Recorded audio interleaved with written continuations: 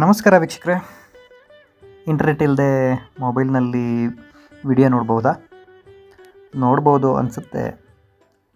ನೋಡುವಂತಹ ಒಂದು ಟೆಕ್ನಾಲಜಿ ಹೊಸದಾಗಿ ಬರ್ತಾಯಿದೆ. ಇಷ್ಟು ದಿನ ನಮ್ಮ ಮೊಬೈಲ್ಗಳಿಗೆ ಡೇಟಾ ಬಿತ್ತರಿಸ್ತಾ ನಮ್ಮನ್ನು ವಿಡಿಯೋ ನೋಡುವ ಹುಕ್ಕಿಗೆ ದೂಡುತ್ತಿದ್ದ ಟೆಲಿಕಾಂ ಕಂಪನಿಗಳ ಜೇಬಿಗೆ ಒಂದು ಸಣ್ಣ ರಂಧ್ರ ಕೊರೆಯುವ ಕೆಲಸವೊಂದು ಸದ್ದಿಲ್ಲದೆ ನಡೀತಾ ಇದೆ. ಈ ಕೆಲಸಕ್ಕೆ ಪ್ರಸ್ತಾವ ಹೊರಬೀಳುತ್ತಿದ್ದಂತೆಯೇ ಟೆಲಿಕಾಂ ಕಂಪನಿಗಳು ಆಕ್ಷೇಪ ತೆಗಿಲಿಕ್ಕೆ ಶುರು ಮಾಡಿವೆ. ಇಂಥದ್ದೊಂದು ಪ್ರಸ್ತಾವದ ಹೆಸರೇ D2M, ಹಾಗಂದರೆ ಡೈರೆಕ್ಟ್ ಟು ಮೊಬೈಲ್ ತಂತ್ರಜ್ಞಾನ. ಅಂದ ಹಾಗೆ ಇದೇನು ಹೊಸ ಕಲ್ಪನೆ ಏನಲ್ಲ, ಆದರೆ ಹಳೆಯ ವೈನನ್ನೇ ಹೊಸ ಬಾಟಲಿಯಲ್ಲಿ ಹಾಕಿಕೊಟ್ಟ ಹಾಗೆ. ಟಿ ವಿ ಬಂದ ಆರಂಭದಲ್ಲಿ ಒಂದು ಆ್ಯಂಟನಾ ಸಿಕ್ಕಿಸಿ ಅದರ ಸಿಗ್ನಲ್ ರಿಸೀವ್ ಮಾಡಿ ಟಿ ವಿಯಲ್ಲಿ ಚಾನಲ್ಗಳನ್ನು ನೋಡುತ್ತಿದ್ದ ಕಾಲದ ತಂತ್ರಜ್ಞಾನಕ್ಕೆ ಒಂಚೂರು ವಾರ್ನಿಷ್ ಹೊಡೆದು ಸೀದಾ ಮೊಬೈಲ್ಗೆ ಇಂಥ ಸಿಗ್ನಲ್ಗಳನ್ನು ಕಳುಹಿಸುವ ಯೋಜನೆಯ ಆರಂಭಿಕ ಪ್ರಯೋಗ ಯಶಸ್ವಿಯಾಗಿದ್ದು, ಇದರ ಪ್ರಸ್ತಾವನೆಯನ್ನು ಕೇಂದ್ರ ಸರ್ಕಾರದ ದೂರಸಂಪರ್ಕ ಇಲಾಖೆ ಪ್ರಕಟಿಸಿದೆ. ಈ ತಂತ್ರಜ್ಞಾನ ತುಂಬ ಸರಳ. ಪ್ರಸಾರ ಭಾರತಿ ದೇಶದ ಉದ್ದಗಲಕ್ಕೂ ಎತ್ತರ ಟವರ್ಗಳನ್ನು ನಿರ್ಮಿಸಿ ಅದಕ್ಕೊಂದು ಟ್ರಾನ್ಸ್ಮಿಟರ್ಗಳನ್ನು ಅಳವಡಿಸಿ ತನ್ನ ಉಚಿತ ಟಿ ವಿ ಚಾನಲ್ಗಳನ್ನು ಜನರಿಗೆ ಉಚಿತವಾಗಿ ಪ್ರಸಾರ ಮಾಡ್ತಾ ಇದೆ. ಇತ್ತೀಚೆಗೆ ಇಂಟರ್ನೆಟ್, DTH ಹಾಗೂ ಕೇಬಲ್ ಬಂದ ಮೇಲೆ ಈ ತಂತ್ರಜ್ಞಾನ ಹಳೆಯದಾಗಿ ಬಳಕೆ ಕಡಿಮೆಯಾಗಿದೆಯಾದರೂ ಇದು ಇನ್ನೂ ಚಾಲ್ತಿಯಲ್ಲಿದೆ. ಇದೇ ಟವರ್ಗಳು ಇನ್ನು ಟಿ ವಿ ಸೆಟ್ಗಳಿಗೆ ಸಿಗ್ನಲ್ಗಳನ್ನು ಕಳಿಸುವುದರ ಜೊತೆಗೆ ಮೊಬೈಲ್ನಲ್ಲೂ ಸಿಗ್ನಲ್ಗಳನ್ನು ಕಳಿಸಲಿಕ್ಕೆ ಶುರು ಮಾಡ್ತದೆ. ಅಷ್ಟೇ ಅಲ್ಲ, ಇದರಲ್ಲೇ 4K ವರೆಗಿನ ಹೈ ಡೆಫಿನಿಷನ್ ವಿಡಿಯೋವನ್ನು ಪ್ರಸಾರ ಮಾಡಬಹುದು. ಇದಕ್ಕೆ ಸಂಬಂಧಿಸಿದ ಆರಂಭಿಕ ಪ್ರಯೋಗ ಪ್ರಸಾರ ಭಾರತಿ, IIT ಕಾನ್ಪುರ ಮತ್ತು ಬೆಂಗಳೂರಿನ ಖಾಸಗಿ ಸಂಸ್ಥೆ ನಡೆಸಿದ್ದು ಯಶಸ್ವಿಯೂ ಆಗಿದೆ. ಸದ್ಯದಲ್ಲೇ 19 ರಾಜ್ಯಗಳಲ್ಲಿ ಇದರ ಮುಂದಿನ ಹಂತದ ಪ್ರಯೋಗವೂ ನಡೆಯಲಿದೆ. ಈಗಾಗಲೇ ದಕ್ಷಿಣ ಕೊರಿಯಾದಲ್ಲಿ 2017ರಿಂದಲೂ ಈ ತಂತ್ರಜ್ಞಾನ ಯಶಸ್ವಿಯಾಗಿ ಬಳಕೆಯಾಗ್ತಾ ಇದೆ. ಅಮೇರಿಕಾ, ಮೆಕ್ಸಿಕೋ ಹಾಗೂ ಬ್ರೆಜಿಲ್ನಲ್ಲೂ ಇದರ ಪ್ರಯೋಗ ನಡೀತಾ ಇದೆ. ಶೀಘ್ರದಲ್ಲೇ ಅಲ್ಲೂ ಈ ಸೌಲಭ್ಯ ಜಾರಿಗೆ ಬರಲಿದೆ. ಈಗ ಪ್ರಸಾರ ಭಾರತಿಗೆ ನೀಡಿರುವ 526 ಮೆಗಾ ಹರ್ಟ್ಸ್ನಿಂದ 582 ಮೆಗಾ ಹರ್ಟ್ಸನ್ನೇ ಈ ವಲಯಕ್ಕೆ ನೀಡುವ ಯೋಜನೆ ಸರ್ಕಾರದ್ದು. ಏನಿದು ಈ ಹೊಸ ತಂತ್ರಜ್ಞಾನ? ಹಳೆಯ ಡೈರೆಕ್ಟ್ ಟು ಟಿ ವಿ ತಂತ್ರಜ್ಞಾನವನ್ನು ಈಗಿನ ಡೈರೆಕ್ಟ್ ಟು ಮೊಬೈಲ್ ತಂತ್ರಜ್ಞಾನಕ್ಕೆ ಅಳವಡಿಸಲು ಕೇವಲ ತಾಂತ್ರಿಕ ಬದಲಾವಣೆಗಳನ್ನು ಮಾಡಲಾಗಿದೆ. ಈವರೆಗೆ ನಾವು 3GPP ಸ್ಟ್ಯಾಂಡರ್ಡ್ನಲ್ಲಿ ವಿಡಿಯೋಗಳನ್ನು ನೋಡ್ತಿದ್ದೇವೆ.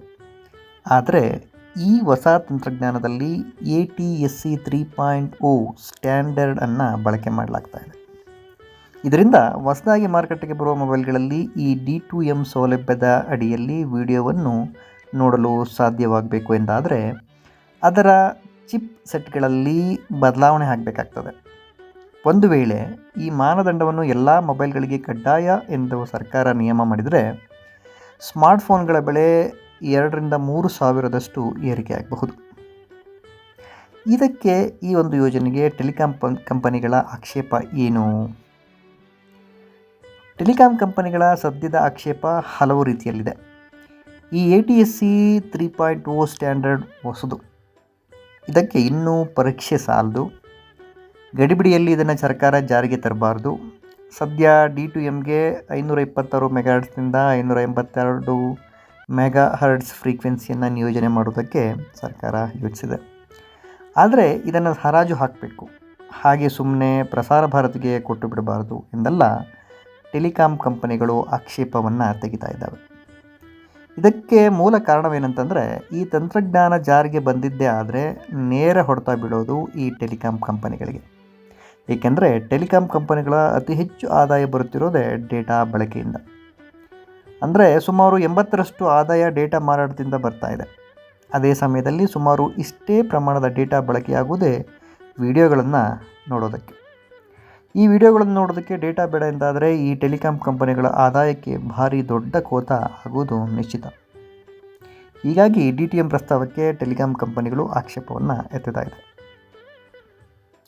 ಈ 5G ಕಾಲದಲ್ಲೂ ಇದು ಬೇಕೇ ಅನ್ನೋ ಒಂದು ಪ್ರಶ್ನೆ ಇದೆ. ಈ ತಂತ್ರಜ್ಞಾನ ಎಷ್ಟು ಯಶಸ್ವಿಯಾಗ್ತದೆ ಎಂಬುದಕ್ಕೆ ಹಲವು ದಿಕ್ಕಿನ ಚಿಂತನೆಗಳಿವೆ.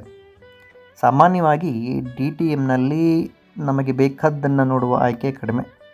ಅಂದರೆ ಚಾನೆಲ್ಗಳನ್ನ ನಮಗೆ ಏನನ್ನು ತೋರಿಸ್ತವೆಯೋ ಅದನ್ನು ನಾವು ನೋಡಬೇಕು. 526 ಮೆಗಾಹರ್ಟ್ಸ್ನಿಂದ 586 ಮೆಗಾಹರ್ಟ್ಸ್ವರೆಗಿನ ಫ್ರೀಕ್ವೆನ್ಸಿಯಲ್ಲಿ ಎಷ್ಟು ಚಾನಲ್ಗಳು ಬರ್ತವೆಯೋ ಅಷ್ಟು ಚಾನಲ್ಗಳಲ್ಲಿ ಬರುವ ವಿಡಿಯೋಗಳನ್ನು ನಾವು ನೋಡಬಹುದು. ಈ ಸೋಷಿಯಲ್ ಮೀಡಿಯಾ ಯೂಟ್ಯೂಬ್ ಕಾಲದಲ್ಲಿ ನಾವು ನಮಗೆ ಏನನ್ನು ತೋರಿಸಲಾಗ್ತಾ ಇದೆಯೋ ಅದನ್ನು ನೋಡೋದಕ್ಕಿಂತ ಹೆಚ್ಚಾಗಿ ನಮಗೆ ಏನು ಬೇಕೋ ಅದನ್ನು ನೋಡೋದಕ್ಕೆ ನಾವು ಟ್ಯೂನ್ ಆಗಿದ್ದೇವೆ.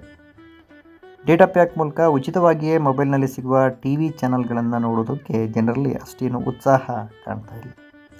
ಹೀಗಿದ್ದಾಗ ಈ ವ್ಯವಸ್ಥೆ ಜನರಿಗೆ ಎಷ್ಟರ ಮಟ್ಟಿಗೆ ಪ್ರಿಯವಾಗುತ್ತೆ ಎಂಬುದು ಅನುಮಾನದ ಸಂಗತಿ.